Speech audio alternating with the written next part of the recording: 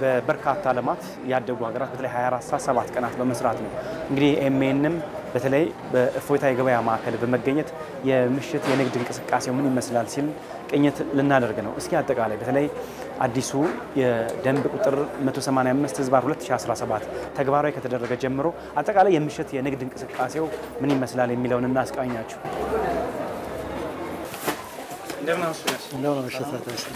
ምሽት ያለው የገበያ ሁኔታ ምን ይመስላል የሚለውን እየቃኘን ነው። እኔ በኩሌ 24 ሰዓት ብንሰራ ለዚህ ለሀገሪቷ ጥቅም አለ ብዬ አስባለሁ። 24 ሰዓት ሲያንሰን ነው ተኝተናል፣ በጣም ብዙ ተኝተናል። ስለዚህ ካወዲ መተኛት አይጠበቅብንም። መስራት ነው። ለመለወጥ በጣም መስራት ነው።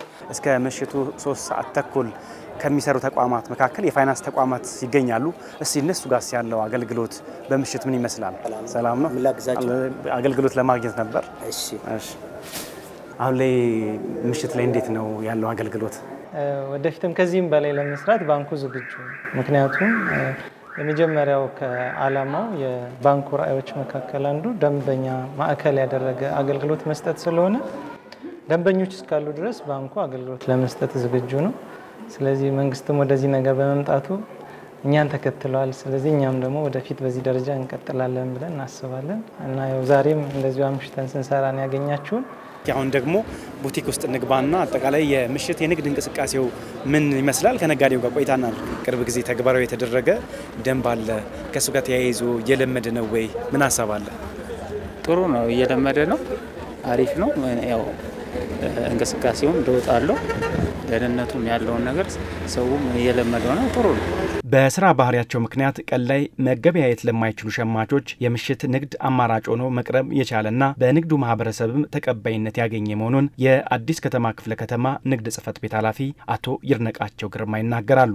የንግዱ ማህበረሰብ ከዚህ ቀደም እስከ 1 ሰዓት እስከ 1 ተኩል ሰርቶ ዘግቶ ይሄድ የነበረው አሁን ባለው ነባራዊ ሁኔታ ቀርቷል። አዲስ ገቢ ነው ሊያገኝ የሚችለው ማለት ነው። ስለዚህ ንግዱ ማህበረሰብ ጎን ለጎን የራሱን ገቢ ያሳደገ ማህበረሰቡ የሚፈልጋቸው ምርቶች ደግሞ ካሉ በተለይ በመንግስት የሥራ ሰዓት ላይ መገበያየት የማይችል መንግስት ሰራተኛ ካለ ምሽት ላይ መጥቶ መገበያየት የሚችልበት እድል ነው የተፈጠረው። ባንኮች አይታችኋቸዋል፣ በጣም ክፍት ናቸው፣ አገልግሎት እየሰጡ ነው ያሉት።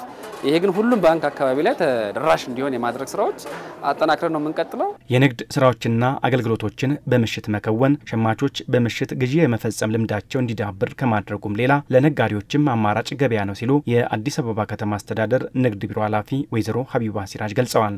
ህዝቡ ጋር ውይይት ነው ስናደርግ የነበረው ከነጋዴው ማህበረሰብ ከሸማቹ ማህበረሰብ ጋር ውይይት ነው ሲደረግ የቆየውና ከ76000 የነጋዴ ማህበረሰብ በላይ ነው ውይይት የተደረገበት። ሸማቹን በተመሳሳይ ማለት ነው ውይይት ተደርጎ በከተማ ደረጃ ምክትል ከንቲባ በተገኙበት ማጠቃለያ መድረኩ ከተደረገ በኋላ ነው ወደ ተግባራው የተገባ ነው። ሰፋ ያለ የንግዱ ማህበረሰብ ግንዛቤውን አግኝቶ ነው የገባው። ይሄኛው ደንብ ለየት የሚያደርገው የህዝቡ አቀባበል ነው። የህዝቡ አቀባበል ደስ የሚለው ነጋዴው ማህበረሰብ መስራት እንደሚፈልግ ነው ያየንበት ማለት ነው። እኛ ምቹ ሁኔታዎችን ከፈጠርንላቸው ነጋዴው ማህበረሰብ ለመስራት ዝግጁ እንደሆነ በደንብ አይተንበታል። ከተማችን በጣም እያደገች ነው። እያደገች ያለችው ከተማ ደግሞ በኢኮኖሚ ማደግ አለባት። በኢኮኖሚ ለማደግ ደግሞ የሥራ ባህል መለወጥ አለብን። 12 ሰዓት 8 ሰዓት ሰርተን ብቻ መለወጥ አንችልምና የተወሰነ ተጨማሪ ሰዓት ወስደን ከሰዓታችን ከልጆቻችን ከቤተሰባችን ቀንሰን ንግድ ተቋሙ ላይ መስራት አለበት። ሸማቹም ደግሞ ዞር ብሎ ከተማውን ማየት መቻል አለበት ነው። የሥራ ባህል መለወጥ አለበት።